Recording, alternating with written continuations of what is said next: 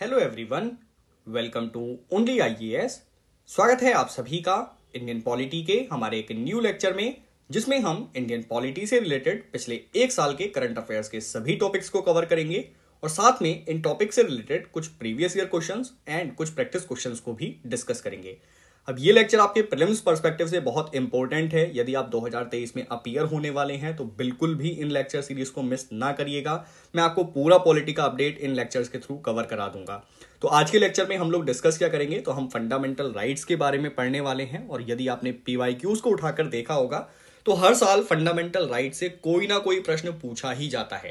Even जो new rights evolve हो रहे होते हैं, सुप्रीम कोर्ट ने कोई न्यू राइट के बारे में डिस्कशन किया होता है, तो वो सभी राइट्स आपके लिए इंपॉर्टेंट हो जाते हैं। एग्जाम में सीधे सीधे क्वेश्चंस आपको बने हुए दिखाई देंगे।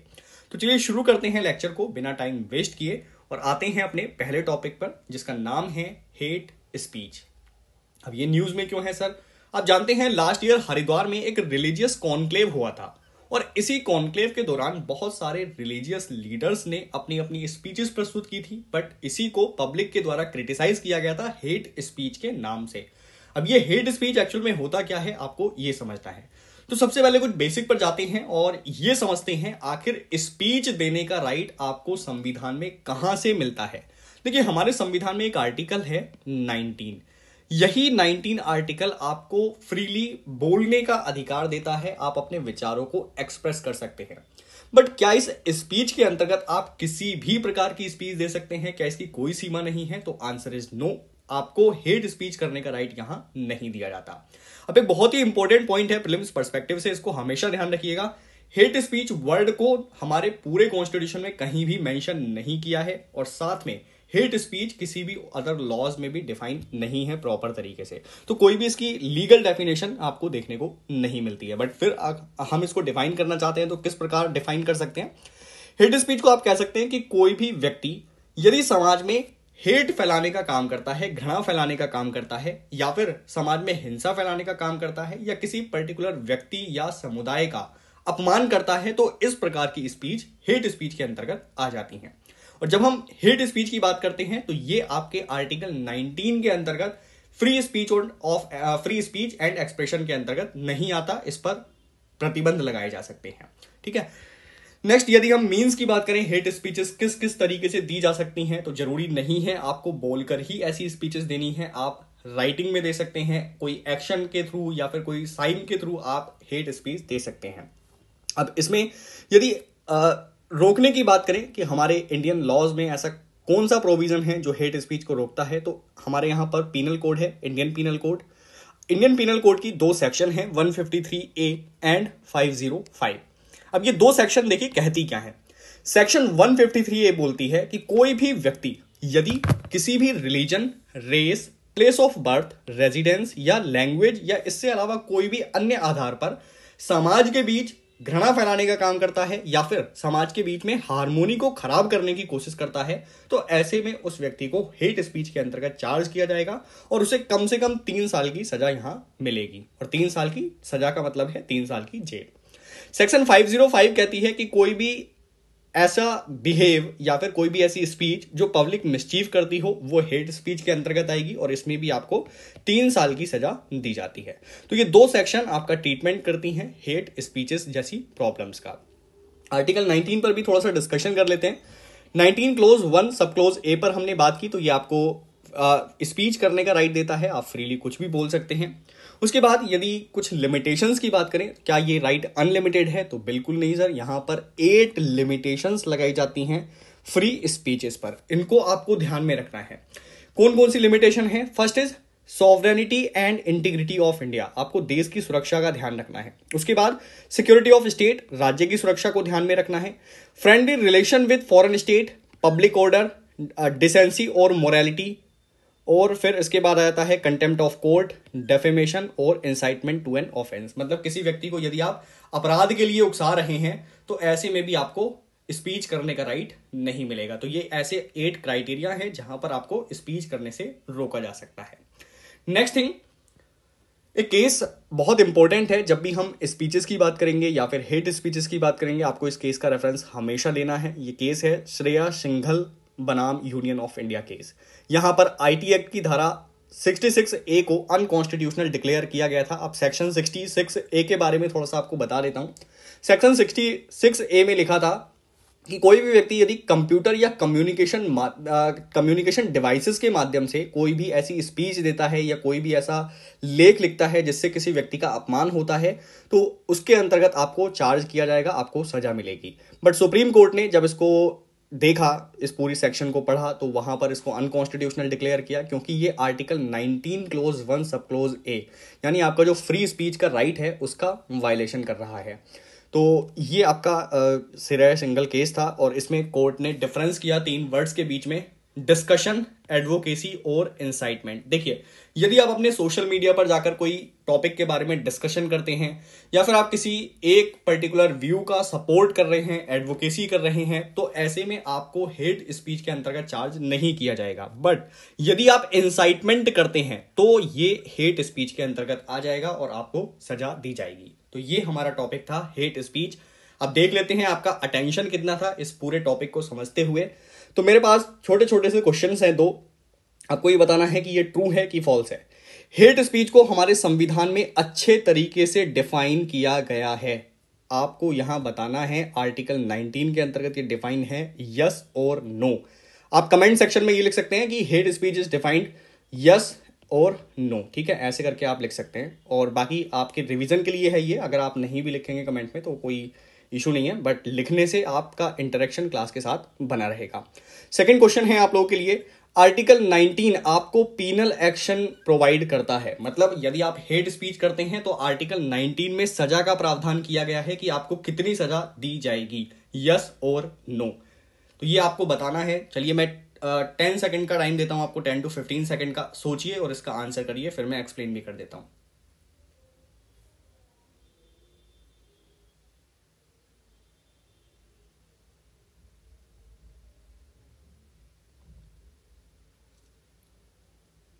सो फर्स्ट जो स्टेटमेंट है उसका आंसर है नो, इसको कहीं भी कॉन्स्टिट्यूशन में डिफाइन नहीं किया गया है। और दूसरा का आंसर भी अगेन नो है, हमारे संविधान में कोई भी पीनल एक्शन नहीं है हेट स्पीच के लिए, इसके लिए पर्टिकुलर लॉज बनाए गए हैं आईपीसी, उसमें आपको हेट स्पीच के अंतर्गत सजा दी जाती है। चलते हैं नेक्स्ट टॉपिक पर। Next topic is sedition law, again very important, काफी लंबे समय से न्यूज में है, किसी भी समय क्वेश्चन पूछा जा सकता है। अभी ये न्यूज में क्यों आ गया, क्योंकि ऑनरेबल सुप्रीम कोर्ट के एक पूर्व न्यायाधीश के द्वारा इस लॉ को अबॉलिश करने की मांग की गई है, क्योंकि इस लॉ का बहुत ज्यादा मिसयूज किया जाता है। इवन कोई व्यक्ति यदि गवर्नमेंट की हेल्दी क्रिटिसिज्म भी कर रहा है ना, तो उसको भी सेडिशन लॉ के अंतर्गत चार्ज किया जा रहा है, तो ये बहुत गलत है, ड्रैकोनियन लॉ इसको बोला जाता है। यदि हम इसके इतिहास को देखने की कोशिश करें तो आपको इसका बैकग्राउंड दिखाई देगा इंग्लैंड से। 17th सेंचुरी के इंग्लैंड में आप देखेंगे राजा का शासन हुआ करता था, किंग, और आप जानते हैं किंग के शासन में क्या होता है, यदि आप किंग की तारीफ करेंगे तो सब कुछ ठीक है, बट अगर आपने किंग की बुराई की तो आपको सजा मिलनी ही मिलनी है। तो उसी बेसिस पर इस लॉ को हमने डिजाइन किया था, इसको डिफाइन किया था, ठीक है। तो यहां पर बैड ओपिनियन आप नहीं दे सकते थे गवर्नमेंट के अगेंस्ट, तो यही सारा सेडिशन लॉ भी कह रहा है, क्योंकि अगर आप गवर्नमेंट को क्रिटिसाइज कर रहे हैं तो आपके ऊपर सेडिशन लग रहा है, तो कितना गलत है ये। अब यदि हम इसके कानूनी रूप की बात करेंगे तो प्रैक्टिकल है, इतिहास कहां से देखने को मिल रहा है आपको, इंग्लैंड से। बट यदि प्रैक्टिकली बात करें, इसको कानून के रूप में जगह किसने दी, तो थॉमस मैकॉले को इसको श्रेय जाता है। 1837 में इन्होंने एक ड्राफ्ट बनाया था सेडिशन लॉ के नाम से, ठीक है, सेडिशन के नाम से, बेसिकली लॉ तो ये बाद में बना था। बट फिर आप जानते हैं 1860 में इंडियन पीनल कोड आ गया और आईपीसी जब आया तो इसमें इनका जो ड्राफ्ट था सेडिशन को लेकर, उस ड्राफ्ट पर कुछ खास चर्चा नहीं हुई, उसको कुछ खास महत्व नहीं दिया गया। उसके बाद एक व्यक्ति हैं जेम्स स्टीफन, इन्होंने 1870 में अगेन इंडियन पीनल कोड के अंतर्गत एक अमेंडमेंट किया और एक न्यू सेक्शन ऐड की, सेक्शन 124A। ये काफी इंपॉर्टेंट सेक्शन है, इसी के अंतर्गत सेडिशन को डिफाइन किया गया है, ठीक है। आगे सेडिशन की अगर हम बात करें तो ये तो हमने बात कर ही ली है ऑलरेडी कि आपका इंडियन पीनल कोड के अंतर्गत इसको रखा गया है। और 124A कहती क्या है, इसकी लैंग्वेज को आप समझिए। सबसे पहले 124A कहती है कि कोई भी व्यक्ति चाहे वो बोलकर या फिर लिखकर या किसी साइन के द्वारा समाज में हिंसा फैलाने का काम करता है या फिर समाज में घृणा फैलाने का काम करता है या कंटेम्प्ट करता है, तो ऐसी कंडीशन में उसको सेडिशन के अंतर्गत चार्ज किया जाएगा। ये तो हो गया हमारा फर्स्ट क्राइटेरिया। इसके अलावा यदि कानून के द्वारा चुनी गई सरकार को कोई व्यक्ति असंतोष जाहिर करता है, मतलब सरकार के अगेंस्ट आप जाने की कोशिश करते हैं, उसके प्रति डिसअफेक्शन व्यक्त करते हैं, तो ऐसी कंडीशन में भी आपके ऊपर सेडिशन लगेगा। अब यदि हम 124A की लैंग्वेज को देखें तो इससे हमें एक ही बात पता लग रही है कि कोई व्यक्ति अगर गवर्नमेंट का हेल्दी क्रिटिसिज्म भी करना चाहे तो वो नहीं कर सकता है ना, ये प्रॉब्लम आ जाएगी। देन यहां पर सुप्रीम कोर्ट के द्वारा बहुत सारे केसेस में क्लैरिफाई किया गया कि सेडिशन किन मामलों में लग सकता है और किन मामलों में नहीं लग सकता। उन सारे केसेस को भी मैं आप लोगों के साथ अभी थोड़ी देर में डिस्कस करूंगा। देखिए यहां पर एक चीज आपको ध्यान में रखनी है, यदि आप गवर्नमेंट का हेल्दी क्रिटिसिज्म कर रहे हैं, मतलब ऐसा आप कोई लेख लिख रहे हैं अपने सोशल मीडिया पे जिससे कि गवर्नमेंट का कोई ऐसा नहीं हो रहा है कि समाज में हिंसा हो जाएगी, या फिर गवर्नमेंट को आप उखाड़ फेंकने के लिए कोई लेख नहीं लिख रहे हैं, तो ऐसी कंडीशन में आपके ऊपर सेडिशन नहीं लगाया जा सकता। ये ऑनरेबल सुप्रीम कोर्ट का व्यू है।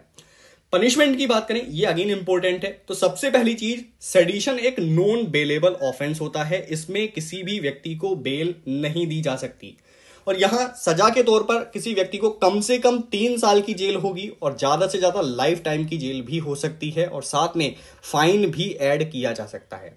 जो भी व्यक्ति सेडिशन के चार्ज के अंतर्गत आ जाता है वो कभी भी गवर्नमेंट जॉब नहीं कर सकता, वो अपना पासपोर्ट नहीं रख सकता, और जब भी कोर्ट उसको बुलाएगा पेश होने के लिए तो उसको कोर्ट में अपनी प्रेजेंस जाहिर करनी होगी। ये आपका सेडिशन का पनिशमेंट है।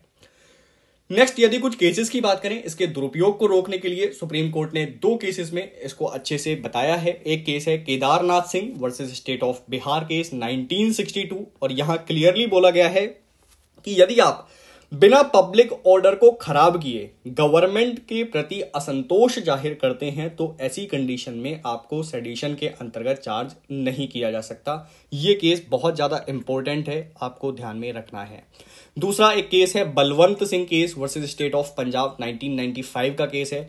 यहां पर ऑनरेबल सुप्रीम कोर्ट ने डिसीजन दिया कि केवल स्लोगन का उच्चारण करने से किसी भी व्यक्ति को सेडिशन के अंतर्गत नहीं लाया जाएगा। जैसे कि खालिस्तान जिंदाबाद अगर कोई कह रहा है या इस प्रकार के कोई स्लोगन दे रहा है तो सिर्फ स्लोगन देना ही सेडिशन के अंतर्गत नहीं आता है। ये ऑनरेबल सुप्रीम कोर्ट का व्यू है बलवंत सिंह केस में, ठीक है। तो ये आपको यहां पे ध्यान रखना है। नेक्स्ट, अब थोड़े से रिवीजन की बात कर लेते हैं, कितना फोकस से आपने चीजों को देखा। फर्स्ट स्टेटमेंट है, थॉमस मैकाले ने ओरिजिनली सेडिशन लॉ को ड्राफ्ट किया था, यस और नो। वीडियो पॉज करके आप इसका आंसर दे सकते हैं, मैं आपको ज्यादा टाइम नहीं दूंगा। उसके बाद सेडिशन को यहां पर डिफाइन किया गया है सेक्शन 125A ऑफ आईपीसी में, आंसर इज यस और नो। देन थर्ड स्टेटमेंट है, सेडिशन जो है वो एक नॉन बेलेबल ऑफेंस है। ये आपका सही स्टेटमेंट है कि गलत है, ये आपको बताने हैं।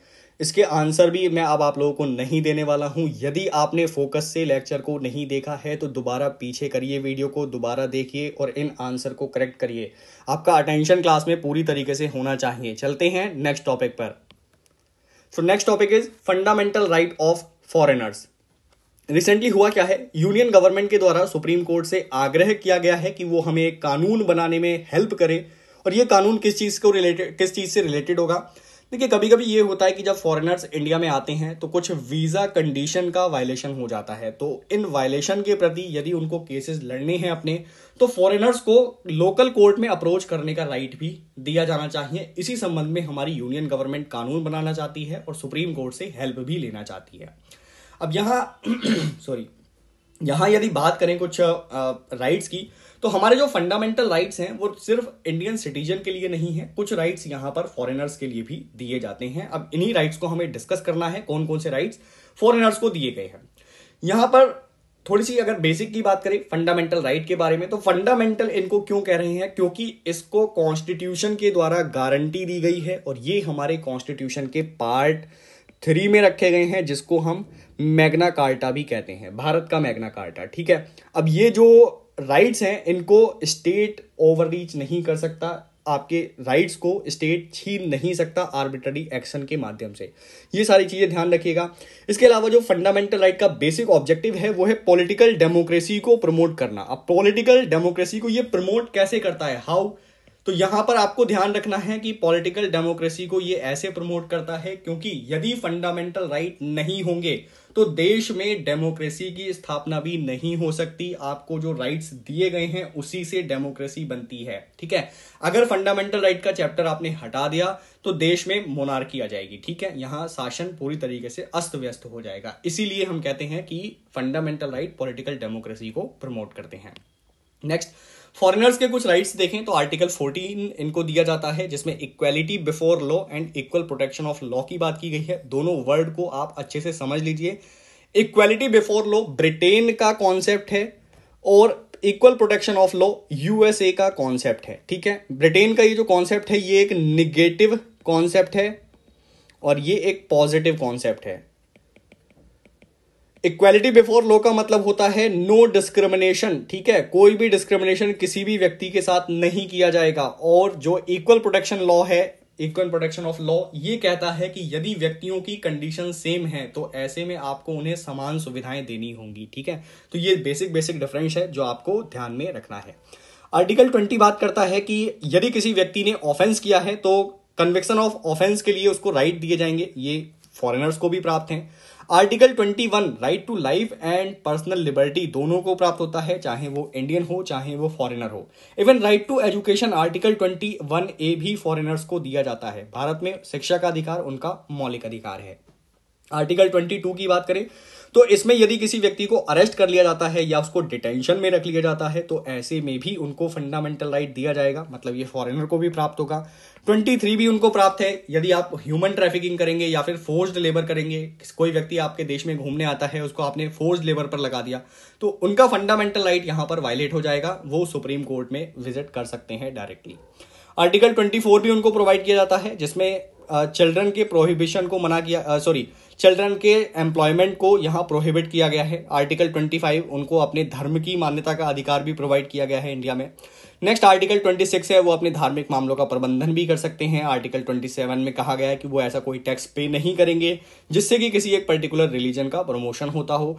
आर्टिकल 28 में बात की गई है किसी भी इंस्टीट्यूशन में, जो कि एजुकेशनल इंस्टीट्यूशन है, वहां पर कोई धार्मिक शिक्षा नहीं दी जाएगी। तो ये सारे ऐसे राइट्स हैं जो इंडियन को तो प्राप्त है ही है, इसके अलावा फॉरेनर्स को भी प्राप्त है। तो इसको एक ओवरव्यू के रूप में आप लोग देख लीजिए।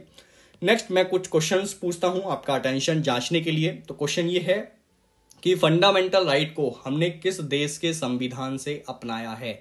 आपका टाइम शुरू होता है अब। 10 सेकेंड में इसका आंसर दीजिए।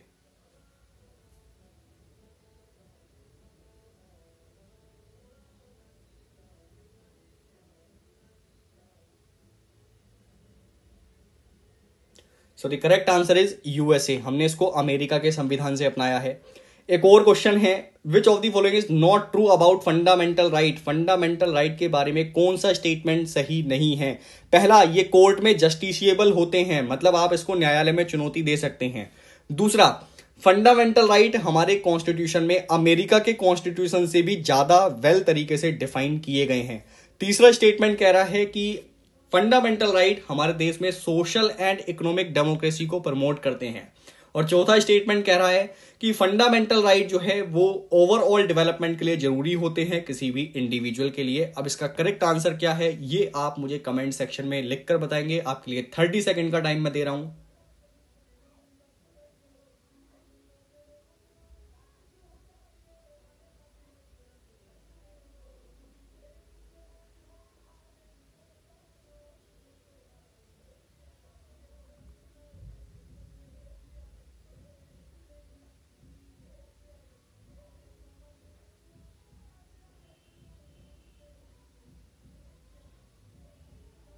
चलिए, सो करेक्ट आंसर है ऑप्शन सी। हमारे जो फंडामेंटल राइट्स हैं वो सोशल एंड इकोनॉमिक डेमोक्रेसी को प्रमोट नहीं करते हैं, वो पॉलिटिकल डेमोक्रेसी को प्रमोट करते हैं। चलते हैं नेक्स्ट टॉपिक पर। Next topic is public order. Again very important topic. देखिए, ये न्यूज में इसलिए आया क्योंकि हिजाब का विवाद आपने जरूर सुना होगा। तो वहां पर एक्चुअल में हुआ क्या था, कर्नाटका स्टेट गवर्नमेंट के द्वारा एक डिसीजन लिया गया था कि जो यहां पर छात्र रहेंगे, जो मुस्लिम छात्र हैं, वो हिजाब को नहीं पहन सकते क्योंकि ये पब्लिक ऑर्डर के आधार पर बैन किया जा रहा है। ठीक है, तो अब यहां पब्लिक ऑर्डर क्या है आप इस चीज को समझ लीजिए, फिर आपको ये पूरा जो हिजाब का मुद्दा है वो समझ में आ जाएगा। तो देखिए, आप जानते हैं कि आर्टिकल 19 में हमें freedom of speech and expression provide किया गया है। मतलब हम यदि कुछ एक्सप्रेस करना चाहते हैं तो हम फ्रीली एक्सप्रेस कर सकते हैं। और आप ये भी कह सकते हैं कि ये जो विमेन्स हैं, आपको इमेज में दिखाई दे रही हैं, यदि ये हिजाब पहन रही हैं तो ये भी एक प्रकार का एक्सप्रेशन है। तो इनको क्यों रोका जा रहा है? इनको रोका जा रहा है पब्लिक ऑर्डर के आधार पर। अब पब्लिक ऑर्डर क्या है, इस चीज को समझिए। देखिए, पब्लिक ऑर्डर का मतलब होता है सामान्यता, जो समाज में शांति व्यवस्था है वो बनी रहनी चाहिए, यही इसका जनरल मतलब निकाला जाता है। एक और आर्टिकल मैं आपको बता देना चाहता हूं, आर्टिकल 25। आर्टिकल 25 में किसी भी व्यक्ति को अपनी धार्मिक मान्यताओं को मानने का अधिकार दिया गया है। आप अपनी मान्यताओं को प्रचार प्रसार कर सकते हैं। तो ऐसे में यदि देखा जाए तो आर्टिकल 25 का एक कंक्लूजन ये भी निकल कर आएगा कि जो मुस्लिम विमेन्स हैं वो यदि हिजाब पहन रही हैं तो ऐसी कंडीशन में वो अपने राइट्स को यूज कर रही हैं। आर्टिकल 25 के अंतर्गत वो अपनी धार्मिक मान्यताओं को प्रचार भी करने की कोशिश कर रही हैं, ऐसा हम मान सकते हैं। बट आर्टिकल 25 में बैन भी लगाए गए हैं। मतलब कुछ आधारों पर आपको आर्टिकल 25 नहीं मिलेगा, उसको प्रतिबंधित किया जा सकता है। और इसमें एक आधार है पब्लिक ऑर्डर। तो दो राइट्स हैं, आर्टिकल 19 एंड आर्टिकल 25। दोनों में ही पब्लिक ऑर्डर एक प्रोहिबिशन का काम करता है। मतलब पब्लिक ऑर्डर के आधार पर आपका आर्टिकल 19 और 25 दोनों ही छीना जा सकता है। आगे यदि हम डिस्कशन करें तो ये मैंने आपको बता ही दिया, पब्लिक ऑर्डर का जनरल मतलब निकाला जाता है जो शांति व्यवस्था है समाज में वो बनी रहे और सुरक्षा भी बनी रहे। यहां पर डिस्ट्रिक्ट मजिस्ट्रेट को भी एक ड्यूटी दी जाती है और वो ड्यूटी है पब्लिक ऑर्डर को बनाए रखना। यदि किसी भी स्टेट में, किसी भी पर्टिकुलर डिस्ट्रिक्ट में या लोकेशन पर यदि पब्लिक ऑर्डर को लेकर कोई समस्या आती है, कहीं पर कोई वायलेंस हो रहा है, तो ऐसे में डिस्ट्रिक्ट मजिस्ट्रेट की ये रेस्पॉन्सिबिलिटी होती है कि वो पूरे मैटर को एसेस करे जाकर और साथ में शांति व्यवस्था बहाल करने की कोशिश करे। ठीक है, तो ये आपके राइट्स हो गए। उसके बाद पुलिस एंड पब्लिक ऑर्डर दोनों ही स्टेट सब्जेक्ट में आते हैं, इसीलिए स्टेट गवर्नमेंट पब्लिक ऑर्डर को मेंटेन करने के लिहाज से आपको बेटर पोजीशन में दिखाई देगी। तो ये जो फैक्ट मैं बता रहा हूं ना, ये वाला पुलिस एंड पब्लिक ऑर्डर वाला, ये बहुत अच्छे से आपको माइंड में रखना है। ये दोनों ही स्टेट लिस्ट के सब्जेक्ट हैं। नेक्स्ट, सेंट्रल गवर्नमेंट की बात करें, सेंट्रल गवर्नमेंट का क्या कंट्रीब्यूशन होता है पब्लिक ऑर्डर को मेंटेन करने में? तो वो स्थायी तौर पर या फिर कहें एक्टिव तौर पर तो पब्लिक ऑर्डर को मेंटेन नहीं करते, बट वो सप्लीमेंट जरूर करते हैं। यहां पर मतलब वो फाइनेंशियल असिस्टेंट स्टेट्स को प्रोवाइड कर देते हैं ताकि वो शांति व्यवस्था स्टेट में बनाकर रख सके। अब बात करते हैं कर्नाटक के हाईकोर्ट के द्वारा क्या डिसीजन दिया गया है इस पूरे मुद्दे को लेकर। देखिए, यहां पर ऑनरेबल हाईकोर्ट के द्वारा बोला गया है कि जो मुस्लिम विमेन्स हैं वो अपने धार्मिक अधिकार का पालन कर सकती हैं, आर्टिकल 25 का पालन कर सकती हैं। उसमें आपको पूरा राइट दिया गया है, आप अपने धर्म को मानिए, आप उसका प्रचार प्रसार भी करिए। बट यहां पर एक क्राइटेरिया है पब्लिक ऑर्डर, आप उसका वायलेशन नहीं कर सकते। और दूसरी चीज ये है कि आर्टिकल 25 के अंतर्गत जो हिजाब पहनना है वो कहीं भी आपके एसेंशियल रिलीजियस प्रैक्टिस के अंतर्गत नहीं आता है। मतलब आप केवल उन्हीं मान्यताओं की प्रैक्टिस कर सकते हैं जो कि आपके धर्म का इंटीग्रल पार्ट है। बट ऑनरेबल हाई कोर्ट का जो व्यू आया, उन्होंने जब इसको मैटर को एसेस किया तो उन्होंने यही फाइंड किया कि हिजाब पहनना आपके एसेंशियल रिलीजियस प्रैक्टिस का पार्ट नहीं है, इसलिए इस पर उचित रूप से बैन लगाया जा सकता है। नेक्स्ट, ऑनरेबल हाई कोर्ट ने यह बोला कि यदि आप किसी स्कूल की यूनिफॉर्म को फॉलो कर रहे हैं तो ऐसे में आपके right to speech and expression का वायलेशन नहीं हो रहा है। ठीक है, तो स्कूल का ड्रेस कोड यदि आप फॉलो करते हैं, आप उनकी बात मानते हैं, तो इसमें कोई भी आपका स्पीच एंड एक्सप्रेशन वायलेशन नहीं होगा और ना ही आपके आर्टिकल 21 का वायलेशन होगा। ये सारी चीजें आपको ध्यान रखनी है। उसके बाद रीजनेबल रिस्ट्रिक्शन की हमने बात करी ली, पब्लिक ऑर्डर के आधार पर यहां रीजनेबल रिस्ट्रिक्शन लगाया जा सकता है।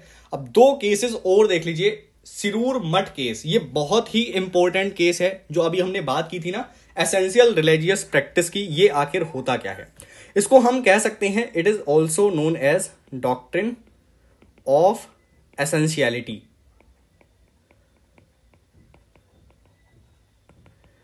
अब आपसे सीधा क्वेश्चन पूछा जा सकता है, डॉक्ट्रिन ऑफ एसेंशियलिटी कौन से आर्टिकल के अंतर्गत मेंशन्ड है? तो देखिए, क्लियरली तो मेंशन नहीं है, बट इसका इंटरप्रिटेशन आप निकालना चाहते हैं तो आर्टिकल 25 में ये आपको देखने को मिलता है।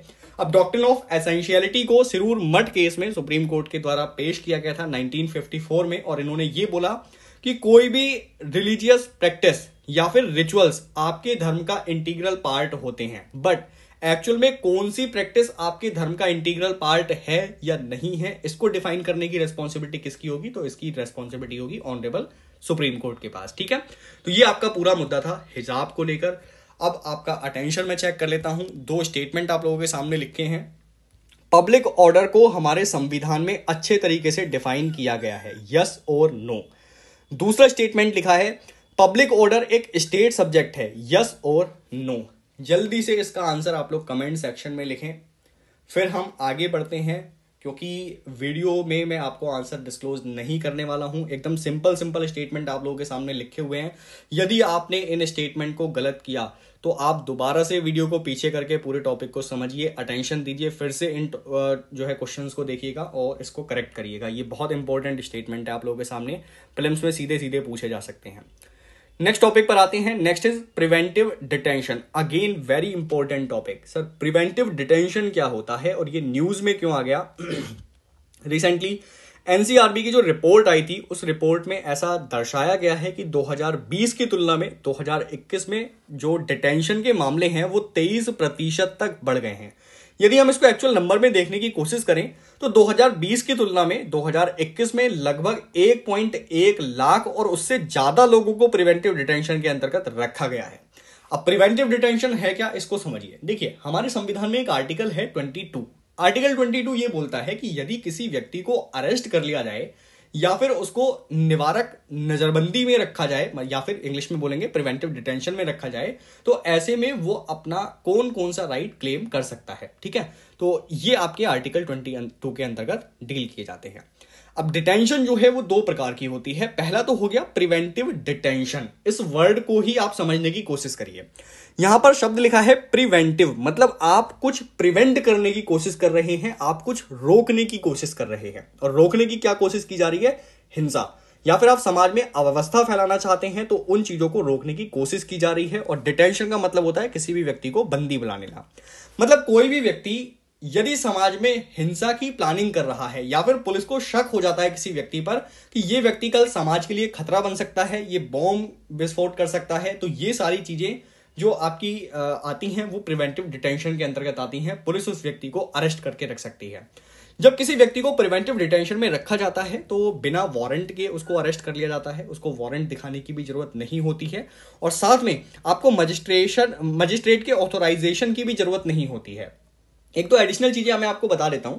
जब भी किसी व्यक्ति को अरेस्ट किया जाता है तो आर्टिकल 22 आपको कुछ राइट्स देता है। नॉर्मल राइट्स क्या है? जब भी किसी व्यक्ति को आप अरेस्ट करेंगे तो उसको क्या दिखाएंगे? वारंट दिखाएंगे। या फिर दूसरा राइट इसमें आता है कि जब भी किसी व्यक्ति को अरेस्ट किया जाता है तो उसको 24 आवर्स में निकटतम मजिस्ट्रेट के पास पेश किया जाता है। ठीक है, उससे ज्यादा अवधि तक आप अपने पास उस व्यक्ति को डिटेंशन में नहीं रख सकते। बट जब किसी व्यक्ति को प्रिवेंटिव डिटेंशन में बंद करते हैं ना, उसको ये दोनों ही राइट नहीं मिलते। वारंट की भी जरूरत नहीं है और ना ही आपको मजिस्ट्रेट के ऑथराइजेशन की जरूरत है। ठीक है, ये बात ध्यान में रखनी है आपको बहुत अच्छे से। नेक्स्ट थिंग, दूसरा होता है punitive detention. Sir punitive detention क्या है? जैसे कि इसका नाम ही सजेस्ट कर रहा है, प्यूनिटिव मतलब पनिशमेंट। तो डिटेंशन एज अ पनिशमेंट, मतलब किसी व्यक्ति ने पहले क्राइम कर दिया है और उस क्राइम के बदले उसको सजा दी जा रही है, तो ये हमारा प्यूनिटिव डिटेंशन कहलाएगा। इसके बाद आधार क्या हो सकते हैं किसी व्यक्ति को प्रिवेंटिव डिटेंशन के अंतर्गत रखने के? तो ये पब्लिक ऑर्डर एंड सिक्योरिटी हो सकता है। कोई भी व्यक्ति यदि पब्लिक ऑर्डर को नुकसान पहुंचाता है या समाज की सुरक्षा को नुकसान पहुंचाता है तो उसको आप डिटेंशन में रख सकते हैं। प्रोटेक्शन की बात हमने कर ली, आर्टिकल 22 क्लोज 1 एंड क्लोज 2 में प्रोटेक्शन दिया गया है। उसके बाद हमारे देश में बहुत सारे कानून हैं जो प्रिवेंटिव डिटेंशन का आधार प्रस्तुत करते हैं, जैसे सीआरपीसी के अंतर्गत भी आप किसी व्यक्ति को डिटेंशन में रख सकते हैं। एक है narcotics drug and psychotropic substance act, NDPS act, इसमें भी किसी व्यक्ति को डिटेंशन में रखा जा सकता है। और दूसरा होता है अनलॉफुल एक्टिविटी, जिसको आप शॉर्ट फॉर्म में यूएपीए एक्ट के नाम से जानते हैं, तो इसमें भी किसी व्यक्ति को प्रिवेंटिव डिटेंशन में रखा जा सकता है। एनसीआरबी की रिपोर्ट में हमने देख लिया, ये बताया गया है कि अभी जो मामले हैं प्रिवेंटिव डिटेंशन के वो काफी ज्यादा बढ़ चुके हैं। 2020 की तुलना में लगभग 1.1 लाख से ज्यादा लोगों को प्रिवेंटिव डिटेंशन में रखा गया है। सीआरपीसी की कौन सी सेक्शन है प्रिवेंटिव डिटेंशन के लिए, इसको ध्यान में रख लीजिएगा। फैक्चुअल इन्फॉर्मेशन है थोड़ी सी, तो क्विकली इसको देख लेते हैं। सेक्शन 151 प्रिवेंटिव डिटेंशन की बात करता है और ये सीआरपीसी में है, ठीक है, आईपीसी में नहीं है। नेक्स्ट, बहुत सारे एक्ट हैं जो प्रिवेंटिव डिटेंशन के लिए बनाए गए हैं। इनफैक्ट इन एक्ट के आप लोग नाम ध्यान रख लीजिएगा, बाकी इसके बारे में डिटेल्ड इन्फॉर्मेशन आपके लिए रिक्वायर्ड नहीं है। यहाँ पर पहले बनाया गया था 1950 में फर्स्ट प्रिवेंटिव डिटेंशन एक्ट, ठीक है। उसके बाद 1971 से 77 के बीच में maintenance of internal security act यानी मीसा एक्ट के अंतर्गत किसी व्यक्ति को प्रिवेंटिव डिटेंशन में रखा जाता था। उसके बाद एक foreign exchange and prevention of smuggling activities act आया 1974 में, इसमें भी प्रिवेंटिव डिटेंशन की बात की गई थी। उसके बाद टाडा आया 1985 में, terrorist and disruptive activities prevention act. उसके बाद पोटा आया था, प्रिवेंशन ऑफ टेररिज्म एक्ट 2002 में। अभी यूएपीए है, तो यूएपीए में भी आप किसी को प्रिवेंटिव डिटेंशन में रख सकते हैं। तो ये कुछ कानून है जिसको आपको ध्यान में रखना है। अब एक क्वेश्चन है आप लोगों के लिए, preventive detention is only state subject, क्या ये केवल स्टेट सब्जेक्ट है? अब देखिए, आप बोलेंगे कि सर आपने तो ये डिफाइन ही नहीं किया पीछे, तो मैं यहाँ पर डिफाइन कर देता हूँ। ये स्टेट सब्जेक्ट नहीं है, केवल स्टेट सब्जेक्ट नहीं है, ये एक कॉन्करेंट लिस्ट का सब्जेक्ट है। मतलब इस पर यूनियन भी कानून बना सकता है और स्टेट भी कानून बना सकते हैं। यूनियन के कानून अभी मैंने आपको पीछे बहुत सारे बता ही दिए। स्टेट्स के कानून यदि आपको मैं बताऊं तो यूपी कोका आप ले सकते हैं। यूपी कोका मतलब Uttar Pradesh control of organised crime act, ठीक है। इसी तरीके से महाराष्ट्र का है मकोका। तो ये सारे जो कानून हैं वो स्टेट के बनाए गए कानून हैं और ये प्रिवेंटिव डिटेंशन का आधार प्रस्तुत करते हैं, ठीक है। ये टॉपिक आपका यहां फिनिश हो जाता है। So next topic is right to privacy. Right to privacy बहुत ही इंपॉर्टेंट टॉपिक है, यूपीएससी में भी यहां से क्वेश्चंस पूछे गए हैं। अब देखिए, आप सभी व्हाट्सएप तो यूज करते ही होंगे और जब आपने व्हाट्सएप इंस्टॉल किया होगा तो व्हाट्सएप की प्राइवेसी पॉलिसी भी आप लोगों के सामने आई होगी, जिसको बिना पढ़े आपने एक्सेप्ट भी कर लिया होगा और अच्छे से आप व्हाट्सएप यूज कर रहे होंगे। बट एक्चुअल में हुआ क्या था, जब व्हाट्सएप ने अपनी प्राइवेसी पॉलिसी को अपडेट किया 2021 में, तो कंपटीशन कमीशन ऑफ इंडिया ने इसकी जांच शुरू कर दी। अब जब जांच शुरू हुई तो व्हाट्सएप मेटा जो है वो पहुंच गया सुप्रीम कोर्ट और सुप्रीम कोर्ट में उन्होंने याचिका दायर की कि कंपटीशन कमीशन ऑफ इंडिया हमारी प्राइवेसी पॉलिसी में प्रोब नहीं कर सकते, वो उसकी जांच नहीं कर सकते। बट ऑनरेबल सुप्रीम कोर्ट ने इनकी प्ली को, इनकी पिटीशन को रिजेक्ट कर दिया। अब यहां समझिए प्राइवेसी का मतलब क्या है। सामान्य तौर पर प्राइवेसी को हम ये कहते हैं कि कोई भी ऐसी इंफॉर्मेशन जो पूरी तरीके से व्यक्तिगत हो। हालांकि इसकी डेफिनेशन को कहीं भी बताया नहीं गया है, पूरे कॉन्स्टिट्यूशन में कहीं भी डिफाइन नहीं है और किसी भी कानून में प्राइवेसी को डिफाइन नहीं किया जा सकता। ये कोई न्यू डिबेट नहीं है, बहुत लंबे समय से चला आ रहा डिबेट है। और जनरली प्राइवेसी का जो मतलब माना जाता है वो है किसी व्यक्ति को बिल्कुल अकेले छोड़ देना, ठीक है। ये बहुत सामान्य सा मतलब है, बाकी इसकी एक्चुअल डेफिनेशन आपको देखने को मिलेगी ही नहीं। यदि आप प्राइवेसी बोलते हैं कि मेरे जो प्राइवेट कार्य हैं जो मैं व्यक्तिगत रूप से कर रहा हूं वो सभी मेरी प्राइवेसी का पार्ट है, तो आप डिफाइन ही नहीं कर सकते, क्योंकि आपकी व्यक्तिगत गतिविधियां जो हैं किसी अदर पर्सन को अफेक्ट कर सकती हैं। इवन आप अगर ब्रीदिंग भी कर रहे हैं ना, तो आप एनवायरमेंट में कुछ कंट्रीब्यूशन कर रहे हैं, आप एनवायरमेंट से ऑक्सीजन भी ले रहे हैं, तो वो भी आपकी प्राइवेसी का पार्ट नहीं होगा। तो एक्चुअल में इसकी जो लिमिटेशन है ना, इसका जो दायरा है उसको डिफाइन करना बड़ा मुश्किल होता है।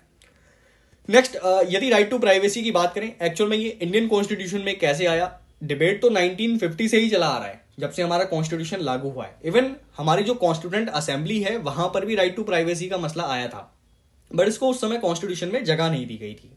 सो अभी 2017 में एक केस आया ऑनरेबल सुप्रीम कोर्ट में, KS Puttaswamy versus union of India case, और इस केस के अंतर्गत ऑनरेबल सुप्रीम कोर्ट ने राइट टू प्राइवेसी को एक फंडामेंटल राइट के रूप में रिकॉग्नाइज किया। So this is very landmark judgement, आप इसको यहां हमेशा ध्यान में रखेंगे।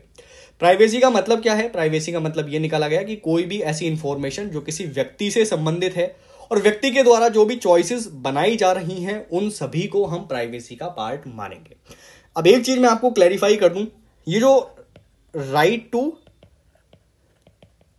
चूज है ये भी आपका एक फंडामेंटल राइट है, बट क्या ये राइट टू प्राइवेसी का पार्ट है? आंसर इज नो सर, ये राइट टू प्राइवेसी का पार्ट नहीं होता है।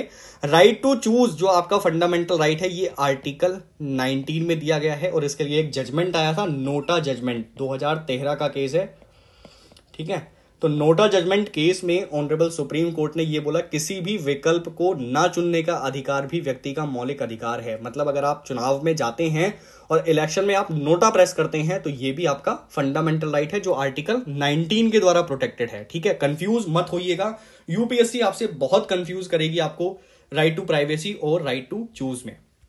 आगे बढ़ते हैं। राइट टू प्राइवेसी को कौन से आर्टिकल के अंतर्गत सुप्रीम कोर्ट ने फंडामेंटल राइट बताया है? तो आर्टिकल 21 के अंतर्गत इसको फंडामेंटल राइट बताया है, जो कि हमारे संविधान के पार्ट 3 में पाया जाता है। रिस्ट्रिक्शंस की बात करें, क्या ये राइट अनलिमिटेड है? तो बिल्कुल, हमारे जो फंडामेंटल राइट हैं वो अनलिमिटेड नहीं होते हैं, उन पर रीजनेबल रिस्ट्रिक्शन लगाए ही जाते हैं। बहुत कम ऐसे राइट हैं जिन पर आपको रिस्ट्रिक्शंस देखने को नहीं मिलेंगे। जैसे आर्टिकल 17 पर कोई रिस्ट्रिक्शन आपको देखने को नहीं मिलते हैं कॉन्स्टिट्यूशन में। उसी तरीके से आर्टिकल आपका एक हो सकता है 24 में भी कोई लिमिटेशन नहीं लगाया गया है। ठीक है, तो ये ऐसे राइट्स हैं। नेक्स्ट, यदि राइट टू प्राइवेसी की बात करें तो यहां रेस्ट्रिक्शंस क्या हैं? तो सर, यहां 3 चीजें आपको ध्यान में रखनी होगी जब भी आप राइट टू प्राइवेसी का वायलेशन कर रहे होंगे या किसी व्यक्ति की प्राइवेसी का हनन कर रहे होंगे। ठीक है, और यहां हनन करने का मतलब मैं पॉजिटिव सेंस में यूज कर रहा हूं कि राइट टू प्राइवेसी, लाइक अगर आपको नेशनल सिक्योरिटी करनी है, देश की सुरक्षा करनी है, और ऐसे में आपको लोगों की प्राइवेसी का कुछ हनन करना पड़ रहा है, तो ऐसी कंडीशन में आपको वहां परमिट किया जा सकता है। ठीक है, तो 3 चीजें आपको ध्यान में रखनी है जब भी आप प्राइवेसी को ब्रीच कर रहे होंगे। पहला, ये प्राइवेसी लेजिस्लेटिव मैंडेट के माध्यम से ही ब्रीच की जा सकती है, मतलब इसको प्रतिबंधित किया जा सकता है। एक्चुअल में जो वर्ड मुझे यूज करना चाहिए वो रिस्ट्रिक्शन है। ठीक है, तो इसको अगर आपको प्रतिबंधित करना है किसी व्यक्ति की प्राइवेसी को, तो केवल लेजिस्लेटिव मैंडेट से ही इसको आप रिस्ट्रिक्ट कर सकते हैं। दूसरा, आपका जो पर्पस है वो लेजिटिमेट होना चाहिए। ऐसा नहीं है कि आपने मनमाने तरीके से किसी की भी प्राइवेसी को रिस्ट्रिक्ट कर दिया। ओके, तो पर्पस आपके गुड होने चाहिए। जैसे मैंने अभी एक एग्जांपल लिया था, नेशनल सिक्योरिटी। अब आपका जो आधार कार्ड है उसमें भी नेशनल सिक्योरिटी का एक मुद्दा था, इसीलिए वहां पर जो है ऑनरेबल सुप्रीम कोर्ट ने आधार कार्ड को वैधता प्रदान कर दी थी, क्योंकि उसका जो पर्पस था वो लेजिटिमेट था। नेक्स्ट, तीसरी चीज आपको क्या फॉलो करनी है? It must be proportionate. ऐसा नहीं है कि आपने नेशनल सिक्योरिटी के नाम पर व्यक्ति की सभी प्राइवेसी को रिस्ट्रिक्ट कर दिया, ऐसा नहीं हो सकता। आपको एक बैलेंस बनाना पड़ेगा आपके ऑब्जेक्टिव में और साथ में व्यक्ति की प्राइवेसी के बीच में। तो ये 3 चीजें हमें फॉलो करनी होती है जब भी हम राइट टू प्राइवेसी को रिस्ट्रिक्ट करते हैं। यदि हम राइट टू प्राइवेसी के अंतर्गत कुछ अदर फॉर्म्स देखने की कोशिश करें, मतलब इसके कौन कौन से प्रकार हो सकते हैं, तो आपकी जो बॉडी की ऑटोनोमी है, आपके शरीर की स्वायत्तता है, उस चीज को हम प्राइवेसी में रख सकते हैं। उसके बाद आपकी व्यक्तिगत जानकारी को भी प्राइवेसी में रखा जा सकता है। इवन आपकी जो चॉइस है, जो आपकी प्राइवेसी ऑफ चॉइस है, उसको भी यहां प्राइवेसी का पार्ट माना जा सकता है। इसके अलावा राइट टू रिलैक्स भी आपका प्राइवेसी का पार्ट हो सकता है। ठीक है, तो ये सारे आपके राइट टू प्राइवेसी के पार्ट्स हो गए। इसके कुछ एग्जांपल्स हमने देख लिए। नाउ हम बात करते हैं थोड़ी सी कंपटीशन कमीशन ऑफ इंडिया पर। तो इसमें 2-3 बातें ध्यान रखिएगा। ये एक स्टैट्यूटरी बॉडी है, मिनिस्ट्री ऑफ कॉर्पोरेट अफेयर्स के अंतर्गत आती है, और इनका रेस्पॉन्सिबिलिटी होती है कि ये कॉम्पिटिशन एक्ट 2002 के प्रोविजन को इन्फोर्स करेंगे। ओके, उसके बाद यहाँ पर 6 मेंबर्स होते हैं टोटल, जिनको सेंट्रल गवर्नमेंट के द्वारा अपॉइंट किया जाता है। ऑब्जेक्टिव्स की बात करें तो ऑब्जेक्टिव्स है हेल्दी कंपटीशन को बनाए रखना। यदि कोई भी व्यक्ति कंपटीशन को खराब करने की कोशिश कर रहा है तो ऐसे में उसको यहां पर सजा भी दी जाती है, उसके ऊपर अभियोग चलाया जाता है। उसके बाद जो कंपटीशन है वो हेल्दी तरीके से चलना चाहिए, कंज्यूमर का इंटरेस्ट को आपको ध्यान में रखना है। उसके बाद ट्रेड का फ्रीडम भी आपको ध्यान में रखना है। तो कोई भी व्यक्ति है अवैध तरीके से व्यापार कर रहा है तो ऐसे में जो आपका कंपटीशन कमीशन ऑफ इंडिया है वो इस मामलों की जांच करता है। जैसे अभी गूगल के ऊपर भी इन्होंने एक पेनल्टी लगाई थी। वहां पर होता क्या था, जो आपके एंड्रॉइड फोन्स होते हैं, एंड्रॉइड फोन्स में कुछ गूगल के ऐप पहले से ही डाउनलोडेड आते हैं। जैसे हो सकता है मैप पहले से डाउनलोडेड हो, या फिर कुछ और गूगल के ऐप्स हो सकते हैं जो पहले से डाउनलोडेड हो। तो ये भी तो कंपटीशन को खत्म करने का प्रयास किया जा रहा है ना, क्योंकि मैप के लिए बहुत सारे एप्लीकेशन हो सकते हैं, बट आप पहले से ही गूगल का एप्लीकेशन फोन में इंस्टॉल करके दे रहे हैं, तो ये भी तो आपके कंपटीशन को अफेक्ट करता है। तो इन सभी मामलों की जांच जो है वो कंपटीशन कमीशन ऑफ इंडिया करता है, और इसी मुद्दे को लेकर उन्होंने गूगल पर एक पेनल्टी भी अभी रिसेंटली लगाई थी। अब आपका अटेंशन चेक करने के लिए यहां मैं 2 स्टेटमेंट दे रहा हूं। पहला स्टेटमेंट है, right to choose is a part of right to privacy under article 21, yes और नो। ठीक है, अच्छे से ध्यान से पढ़ के बताइएगा। उसके बाद कंपटीशन कमीशन ऑफ इंडिया एक स्टैट्यूटरी बॉडी है, यस और नो। ठीक है, दोनों ही स्टेटमेंट आपके बहुत सिंपल हैं। अगर आपने सही तरीके से पढ़ा है तो बहुत इजीली आप इनका आंसर कर सकते हैं। नेक्स्ट एक क्वेश्चन और है राइट टू प्राइवेसी को लेकर। अब आपको ये बताना है कि राइट टू प्राइवेसी जो है वो right to life and personal liberty का इंटीग्रल पार्ट है। हमारे संविधान का कौन सा प्रोविजन राइट टू प्राइवेसी को प्रोटेक्ट करता है? Article 14, article 17, article 21, article 24। क्या इसका करेक्ट आंसर है? आप लोग मुझे कमेंट सेक्शन में बताएं। मैं आपको यहां 15 सेकंड का टाइम दे रहा हूं।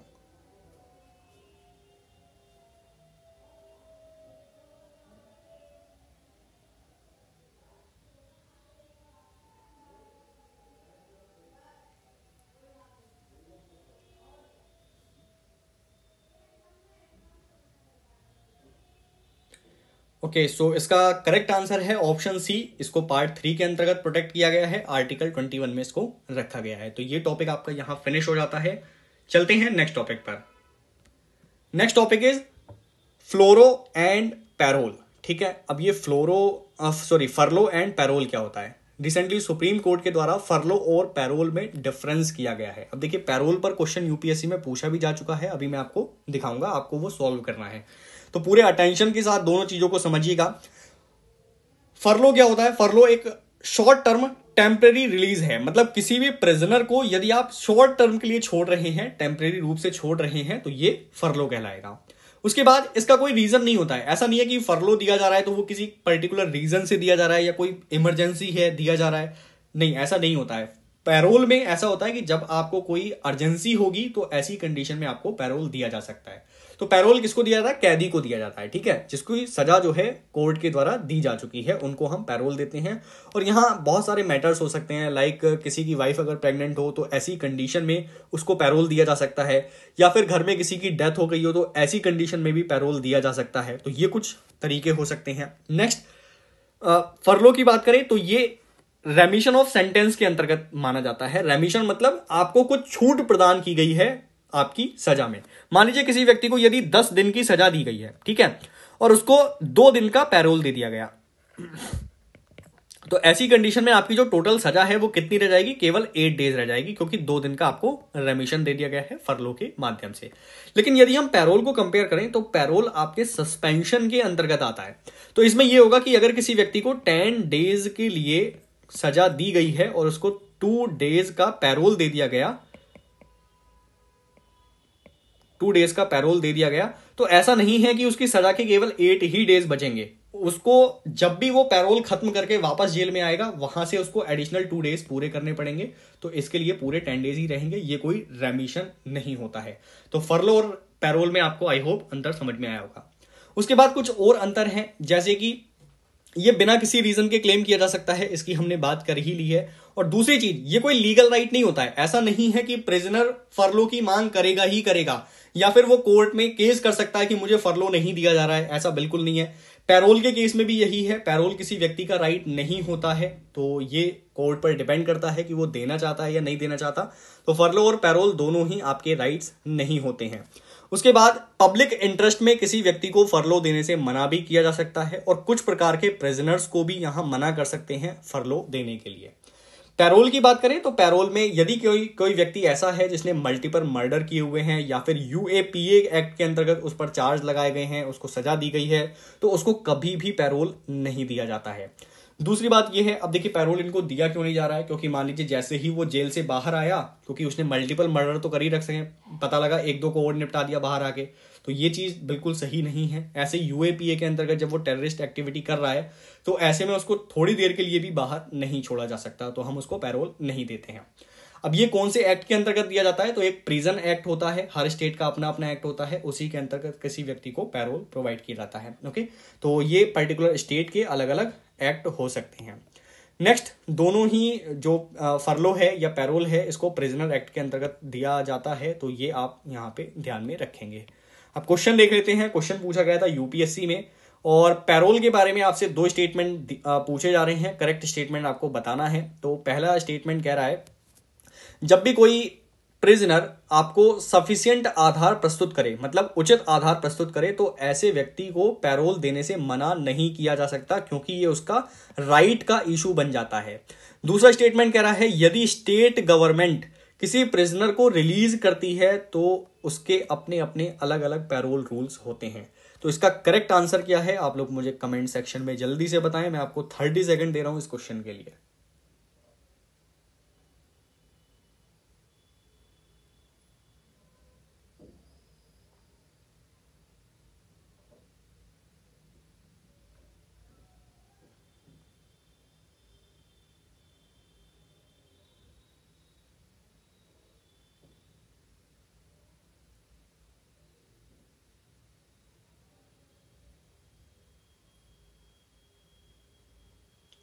सो the correct option is B. इसमें केवल 2 स्टेटमेंट ठीक है। मैंने अभी आपको बताया फरलो और पैरोल दोनों ही आपके राइट्स नहीं होते हैं, ये कोर्ट पर डिपेंड करता है कि वो देना चाहता है कि नहीं देना चाहता।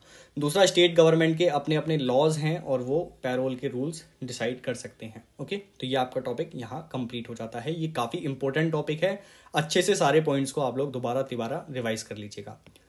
Next topic is right to protest. अब ये भी काफी इंपॉर्टेंट है। आप जानते हैं किसान आंदोलन हुआ था और किसान आंदोलन की वजह से राइट टू प्रोटेस्ट भी काफी ज्यादा न्यूज में आ गया था।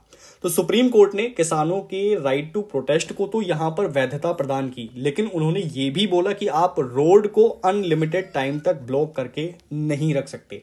तो ये पूरा डिबेट क्या है, इसको हम समझने की कोशिश करते हैं।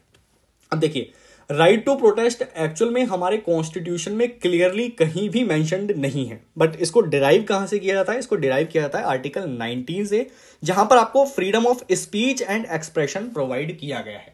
अब देखिए, यदि आप प्रोटेस्ट कर रहे हैं, प्रोटेस्ट का मतलब है आप कुछ एक्सप्रेस कर रहे हैं ना, अपनी अभिव्यक्ति कर रहे हैं। यहाँ पे आप कोई चीज मना करने की कोशिश कर रहे हैं, आप किसी चीज का विरोध कर रहे हैं, तो ये सारी चीजें किस में आएंगी? ये आपके एक्सप्रेशन में आएंगी। तो आर्टिकल 19 के अंतर्गत आपका राइट टू प्रोटेस्ट निकल कर आता है। तो ये क्लियरली मेंशन नहीं है, इस बात को भी आपको ध्यान में रखना है। उसके बाद आर्टिकल 19 के कुछ पॉइंट्स आप लोग ध्यान रख लीजिएगा। जैसे इसके 19 क्लोज 1 सब क्लोज ए में आपको free speech and expression provide किया गया है। सेकंड में आपको एसोसिएशन बनाने का राइट दिया गया है, मतलब इवन आपको कोई पॉलिटिकल पार्टी भी बनानी है ना, तो आर्टिकल 19 क्लोज 1 सब क्लोज बी के अंतर्गत आपको ये राइट दिया जाता है। तो किसी भी प्रकार का संघ बनाना हो, संगठन बनाना हो, वो क्लोज बी के अंतर्गत आ जाते हैं।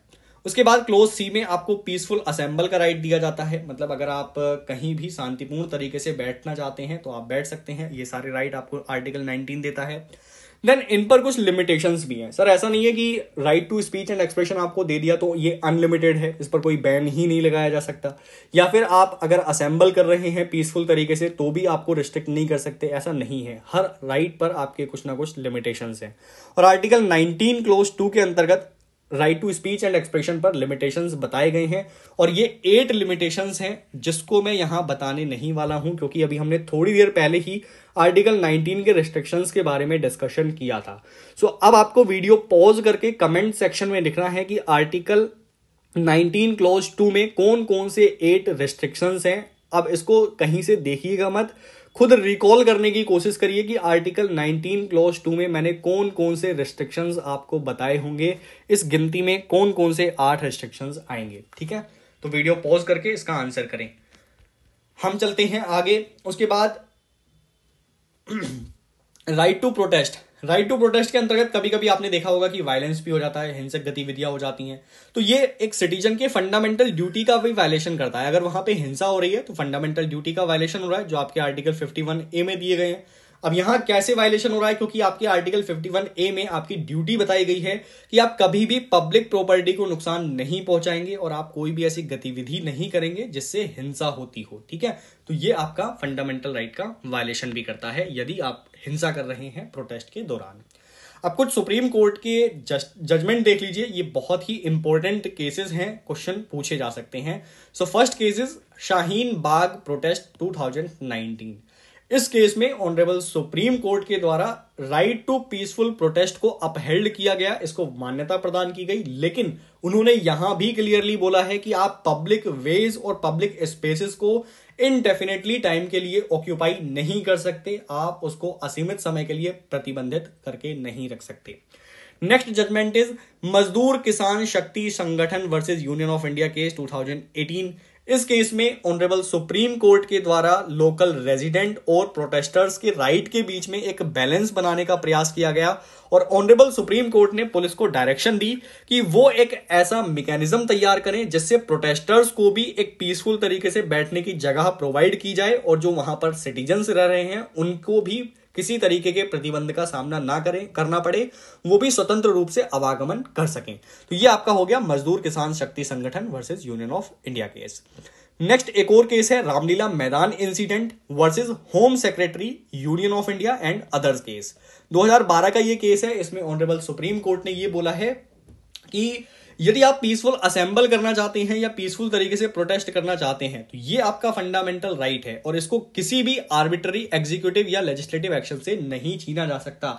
मतलब सरकार मनमाने तरीके से किसी व्यक्ति को प्रोटेस्ट करने से नहीं रोक सकती, या फिर कानून बनाकर भी आप किसी व्यक्ति को शांतिपूर्ण प्रोटेस्ट करने से नहीं रोक सकते। अब ये सारे जो ओपिनियन है ना, ये गांधीवादी ओपिनियन निकल कर आते हैं। आपने अगर नेशनल मूवमेंट को पढ़ा होगा तो आपको यहाँ उनकी झलक क्लियरली देखने को मिलेगी। तो ये गांधीयन जो प्रिंसिपल्स हैं उन्हीं का एक व्यू देखने को हमें अपने फंडामेंटल राइट में मिलता है।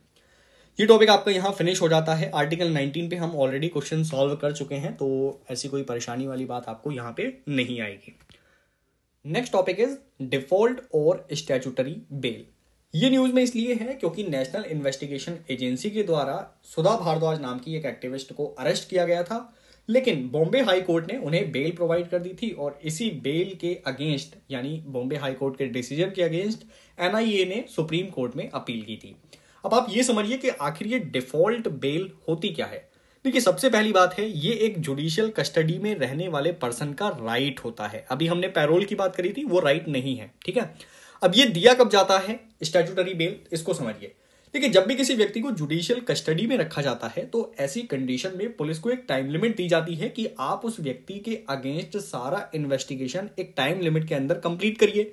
यदि आप टाइम लिमिट के अंदर इन्वेस्टिगेशन कंप्लीट करके ऑनरेबल कोर्ट में अपनी सबमिशन नहीं देते हैं, अपनी फाइल को सबमिट नहीं करते हैं, तो ऐसे में व्यक्ति का राइट हो जाता है कि उसे स्टैट्यूटरी बेल मिलनी चाहिए, उसे आप कस्टडी से बाहर करें।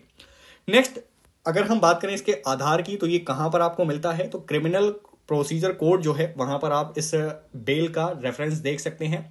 ज्यादातर ऑफेंसेस में जो पुलिस इन्वेस्टिगेशन करती है उसकी लिमिट 60 दिन की होती है, लेकिन कुछ मैटर्स में ये 90 डेज तक भी हो सकती है और 180 डेज भी हो सकती है, ठीक है।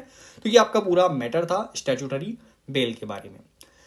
Next topic is right to be forgotten. अब ये काफी इंपॉर्टेंट राइट है, न्यू राइट है, इसको अच्छे से पढ़ लीजिएगा। हालांकि न्यू तो नहीं है, लेकिन डिबेट में इस समय काफी ज्यादा चल रहा है, तो शायद आप लोग इसके बारे में जानते भी होंगे और मे बी नहीं भी जानते होंगे। तो ये न्यूज में इसलिए आया क्योंकि यूनियन गवर्नमेंट के द्वारा रिसेंटली दिल्ली हाई कोर्ट को ये इन्फॉर्म किया गया है कि भारत में right to be forgotten evolve हो रहा है, और ऐसे में ये जो राइट टू बी फॉरगॉटन है ये हमारे राइट टू प्राइवेसी का भी पार्ट है। अब इसके बारे में सबसे पहले तो बेसिक बातें जानिए। देखिए, जब 2017 में ऑनरेबल सुप्रीम कोर्ट ने पुट्टास्वामी जजमेंट दिया था, तो ऐसी कंडीशन में राइट टू प्राइवेसी हमारे सामने आया, और इसी राइट टू प्राइवेसी के जजमेंट के दौरान ऑनरेबल सुप्रीम कोर्ट ने दो चीजें और की। राइट टू प्राइवेसी के अंतर्गत आपका राइट टू बी फॉरगॉटन आएगा, और साथ में right to be left alone, अकेले रहने का अधिकार भी आपके प्राइवेसी के अंतर्गत आ जाएगा, ये ऑनरेबल सुप्रीम कोर्ट ने कहा था। उसके बाद राइट टू बी फॉरगॉटन की बात करें, आखिर ये होता क्या है, तो जैसे कि इसका नाम ही बता रहा है, भूलने का अधिकार।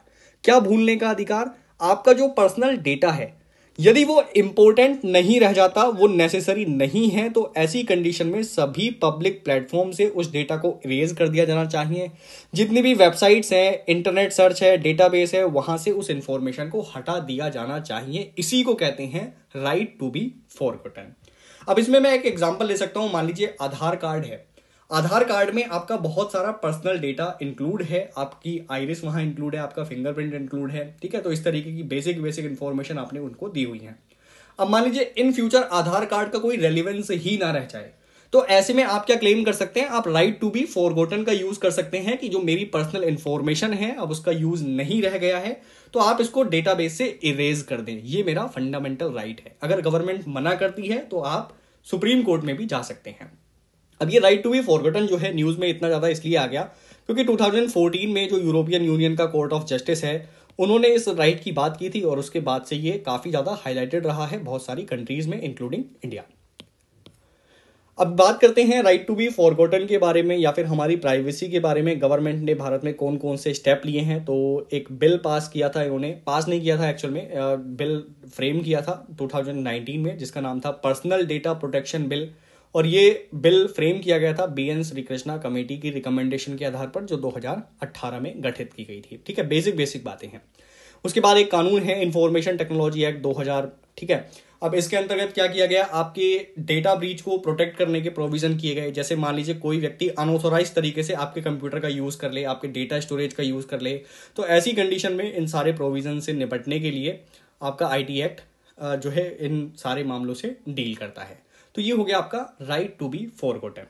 अब चलिए कुछ क्वेश्चन पूछ लेता हूं अटेंशन के बारे में, आपने सही तरीके से इस पे ध्यान दिया है कि नहीं। क्वेश्चन 1 आपका ये है कि right to be forgotten article 21 के अंतर्गत एक फंडामेंटल राइट है, यस और नो। ठीक है, अब अच्छे से सोचिएगा, मैंने इस चीज को डिस्कस किया है आप लोगों के साथ। अगर आप रिकॉल नहीं कर पा रहे हैं इसका मतलब है कहीं ना कहीं अटेंशन की कमी है। दोबारा से पीछे करिए थोड़ी सी वीडियो को और इस चीज को दोबारा क्लियर करके समझिए। ठीक है, तो क्वेश्चन नंबर 1 आपका ये हो गया, बाकी इसमें और कुछ बहुत ज्यादा खास चीज नहीं है। नेक्स्ट हम लोग टॉपिक डिस्कस करते हैं कुछ डीपीएसपी के। डीपीएसपी में एक फेवरेट टॉपिक है यूपीएससी का, that is uniform civil code. अब यूनिफॉर्म सिविल कोड से हालांकि प्रीलिम्स में तो क्वेश्चन नहीं पूछे गए हैं, लेकिन पूछे भी जा सकते हैं जब इतना ज्यादा ये चर्चा में रहा है। तो ये चर्चा में इसलिए आ गया क्योंकि रिसेंटली गुजरात गवर्नमेंट के द्वारा यूनिफॉर्म सिविल कोड से संबंधित सभी एस्पेक्ट को देखने के लिए एक कमेटी के बनाने का प्रस्ताव रखा गया है। अब ये प्रस्ताव क्या है इसके बारे में तो हमें जानकारी नहीं लेनी है, बट यूनिफॉर्म सिविल कोड क्या है ये आपको पता होना ही चाहिए। सो जैसे ही इसका नाम ही सजेस्ट कर रहा है कि ये यूनिफॉर्म है, मतलब पूरे देश में एक ही कानून होगा। किस मैटर के लिए? सिविल मैटर्स के लिए। किस तरीके के सिविल मैटर्स? जो आपके धर्म से संबंधित मैटर्स होते हैं। एक्चुअल में यूनिफॉर्म सिविल कोड को धर्म से संबंधित माना जाता है, कुछ लोग इसको आर्टिकल 25 का वायलेशन भी मानते हैं, बट एक्चुअल में यूनिफॉर्म सिविल कोड का ऑब्जेक्टिव किसी भी धर्म के मामले में इंटरफेयर करना नहीं है, ये कल्चरल मैटर्स को डील करता है। ठीक है, अब क्या होता है इसको समझिए पहले। यूनिफॉर्म सिविल कोड का मतलब है ये पूरे देश में लागू होने वाला एक ऐसा कानून होगा जिसके अंतर्गत सभी रिलीजियस कम्युनिटी के पर्सनल मैटर को डील किया जाएगा। जैसे कि इसमें मैरिज संबंधी विवाद हो गए, डिवोर्स संबंधी विवाद हो गए, इनहेरिटेंस, अडॉप्शन, ये सारे जो मैटर्स हैं वो सभी रिलीजियस कम्युनिटी के लिए सेम रहेंगे। मैरिज का रूल सेम होगा, डिवोर्स का रूल सेम होगा, प्रॉपर्टी अगर आपको मिल रही है तो वो सारे रूल सेम होंगे, अगर आप कोई बेबी अडॉप्ट कर रहे हैं तो वो सारे रूल सभी कम्युनिटीज के लिए सेम होंगे। तो ये होता है यूनिफॉर्म सिविल कोड। उसके बाद कौन से आर्टिकल में मेंशन्ड है? तो आर्टिकल 44 इसमें साफ साफ लिखा हुआ है कि गवर्नमेंट को यूनियन सिविल कोड तैयार करना चाहिए, ये डायरेक्शन दी गई है गवर्नमेंट को। अब यदि प्रिंसिपल के नेचर की बात करें, ये जो आर्टिकल 44 है जिसमें यूनियन सिविल कोड की बात की है, इसका नेचर क्या है? ये गांधीयन है, सोशलिस्ट है या फिर लिबरल प्रिंसिपल है? तो इसका आंसर आएगा it is liberal principle. Okay, अब आर्टिकल 37, देखिए हम ये भी कह सकते हैं कि यूनियन सिविल कोड इतना ज्यादा न्यूज में रहता है बट अभी तक लागू क्यों नहीं हुआ? क्योंकि आर्टिकल 37 आपको क्लियरली बताएगा कि जो भी हमारे संविधान में डायरेक्टिव प्रिंसिपल्स रखे गए हैं वो इन्फोर्सिबल नहीं होते हैं, वो जस्टिसिएबल नहीं होते हैं।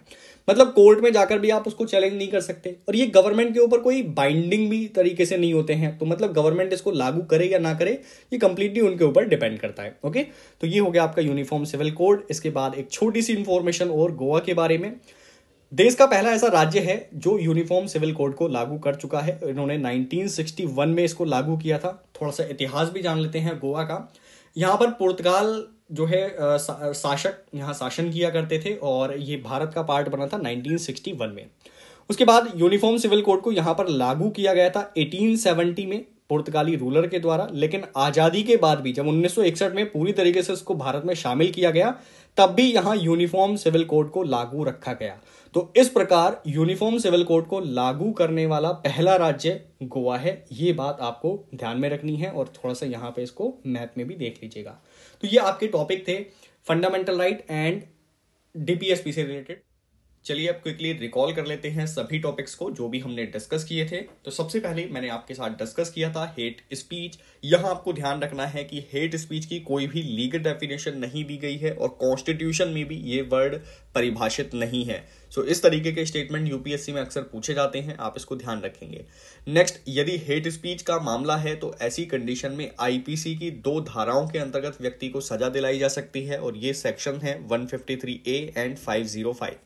इसके अंतर्गत ये बोला गया है कि यदि कोई व्यक्ति हेट स्पीच करता है, किसी का अपमान करता है, समाज में घृणा फैलाने की कोशिश करता है, तो उस व्यक्ति को 3 साल तक की जेल की जा सकती है। यदि हम स्पीच की बात करें तो हमारा संविधान में आर्टिकल 19 क्लोज 1 सब क्लोज ए है जो आपको freedom of speech and expression provide करता है। बट यहाँ पर आपका ये जो राइट है वो अनलिमिटेड नहीं है, इस पर रीजनेबल रेस्ट्रिक्शंस लगाए जा सकते हैं जो आर्टिकल 19 क्लोज 2 में दिए हुए हैं। तो इसी के अंतर्गत आप हेट स्पीच नहीं कर सकते। एक केस और हमने यहाँ डिस्कस किया था, श्रेया सिंघल केस।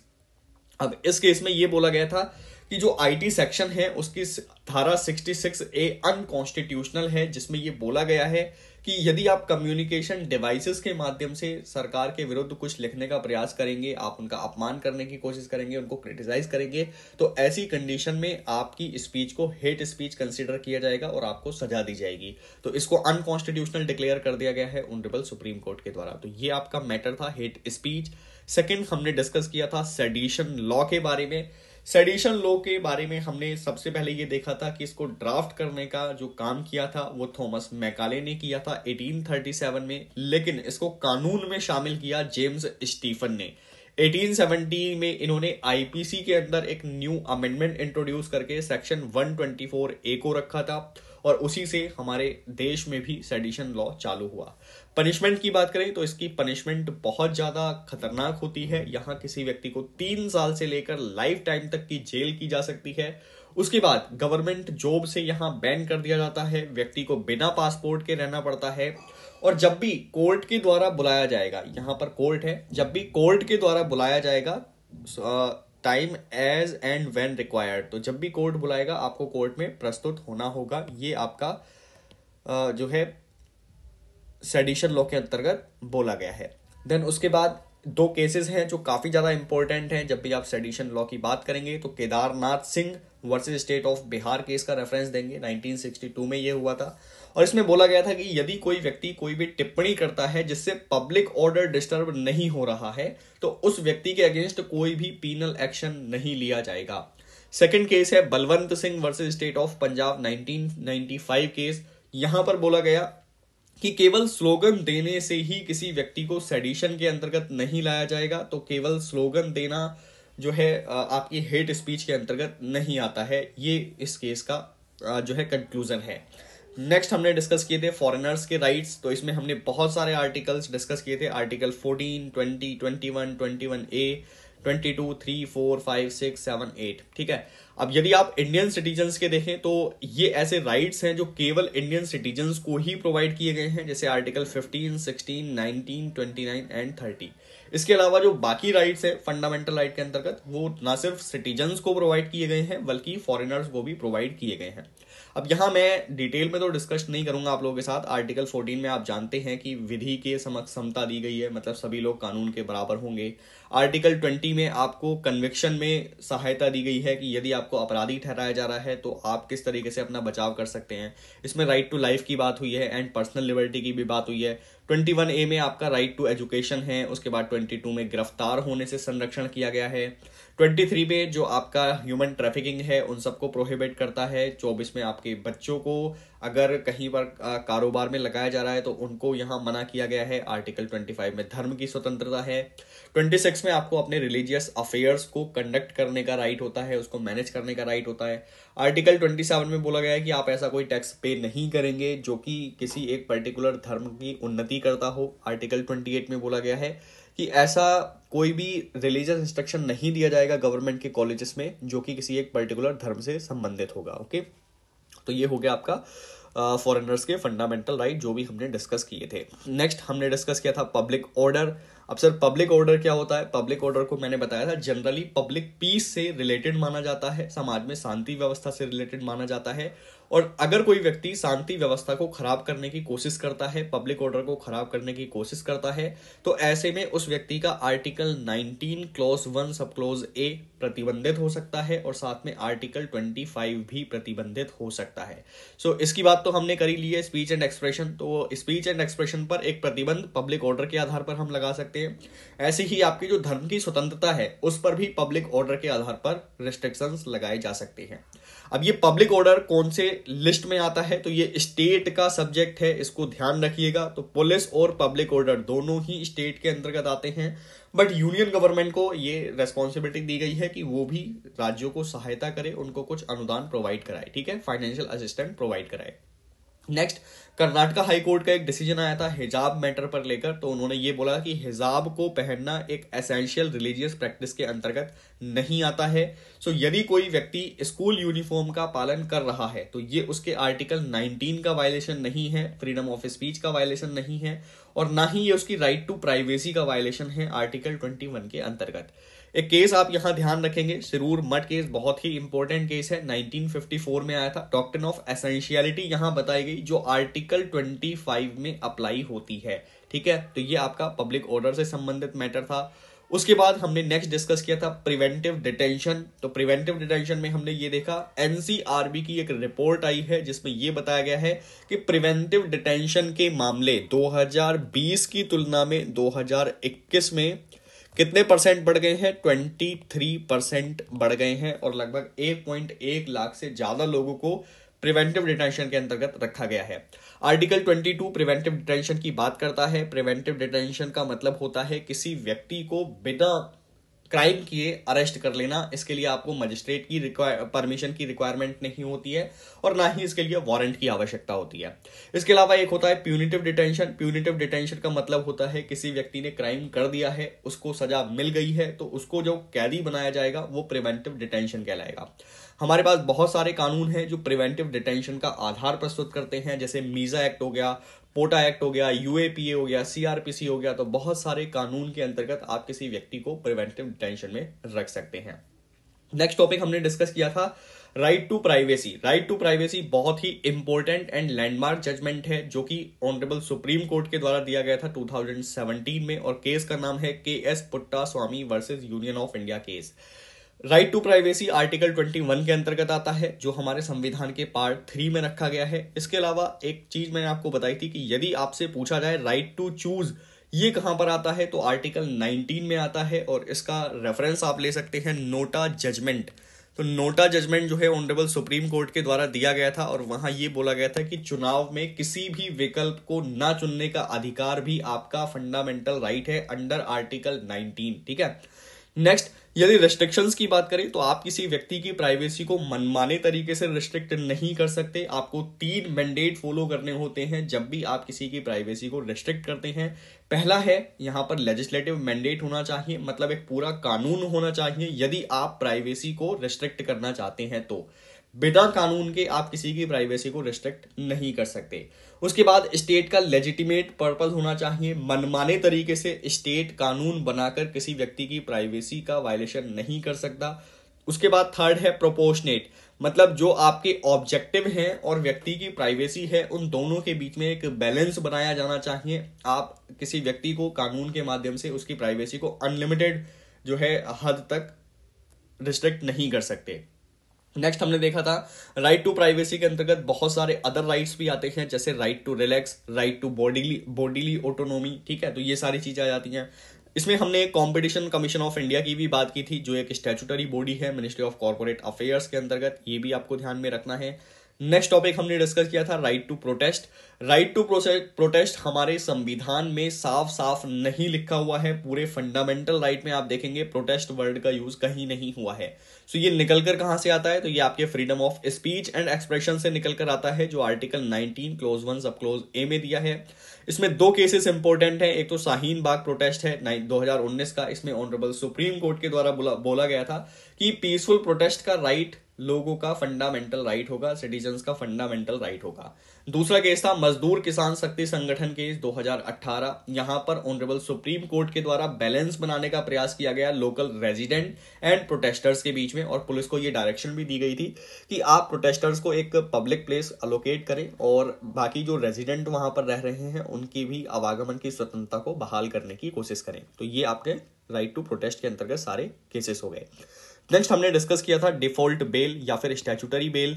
ये क्या होती है, ये एक पर्सन की यदि एक पर्सन को जुडिशियल कस्टडी पे रखा गया है तो पुलिस को ये रिस्पॉन्सिबिलिटी दी जाती है कि वो उसके अगेंस्ट सारा इन्वेस्टिगेशन करके रिपोर्ट कोर्ट में प्रस्तुत करे। बट यदि ऐसा नहीं हो पाता है तो उस व्यक्ति को स्टैट्यूटरी बेल या डिफॉल्ट बेल प्रोवाइड कर दी जाती है, और ये एक व्यक्ति का राइट होता है। मतलब व्यक्ति यहां क्लेम कर सकता है कि मुझे बेल प्रोवाइड की जाए। इसको कहां पर मेंशन किया गया है तो ये सीआरपीसी में आपको देखने को मिल जाती है। राइट टू बी फॉरगॉटन की बात करें तो ये काफी इंपॉर्टेंट राइट है। ये आपके राइट टू प्राइवेसी का पार्ट होता है जो आर्टिकल 21 के अंतर्गत संरक्षित किया गया है। हमारी गवर्नमेंट ने बहुत सारे एक्ट बनाए हैं हमारी प्राइवेसी को प्रोटेक्ट करने के लिए, जैसे एक आईटी एक्ट हो गया, उसके बाद डेटा प्रोटेक्शन बिल हो गया, इनके नाम आप ध्यान रखेंगे। नेक्स्ट हमने डिस्कस किया था यूनिफॉर्म सिविल कोड के बारे में। ये आर्टिकल 44 के अंतर्गत आता है जो कि directive principle of state policy में रखा गया है।